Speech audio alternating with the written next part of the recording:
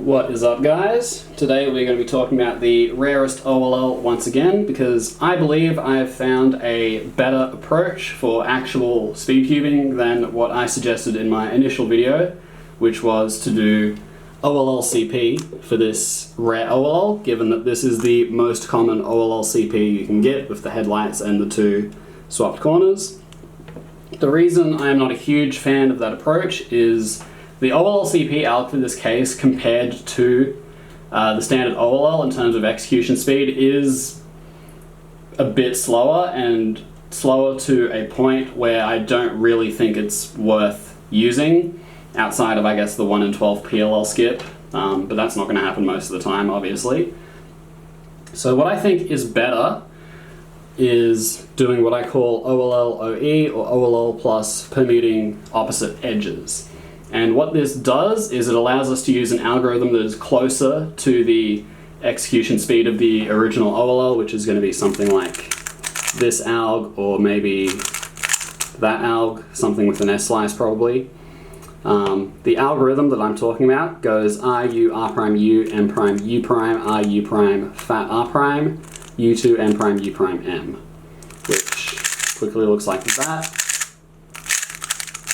What I'm finger tricking is like the disjointed double flick, and then push M at the end with my left ring.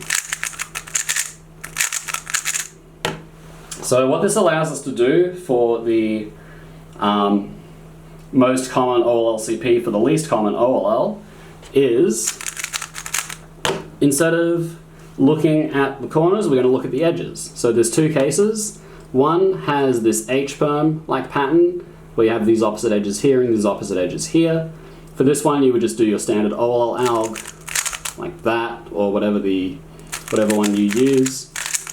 And then if you have the Z-perm pattern, where these opposite colors are kind of diagonal to each other from this angle, you would do the algorithm that I just showed.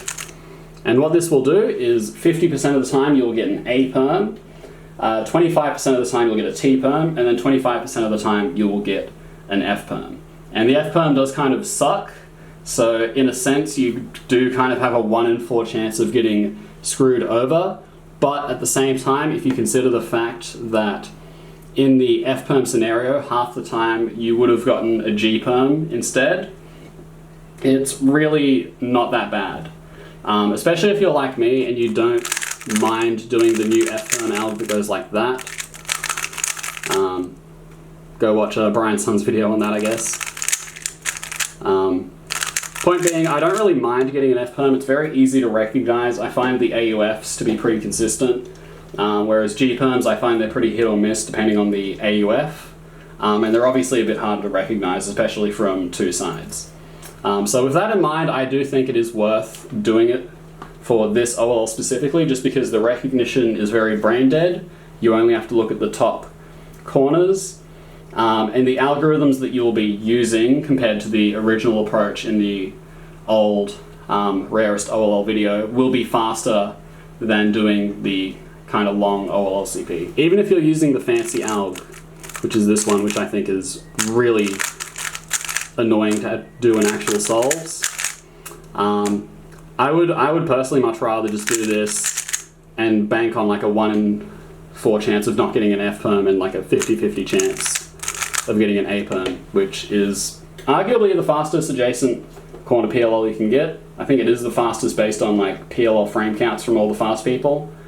And then T-perm's very high up there as well, like people can get 0.6 on that, which is within 0.1 of like the fastest A-perms. So yeah, there's my new idea. OLLOE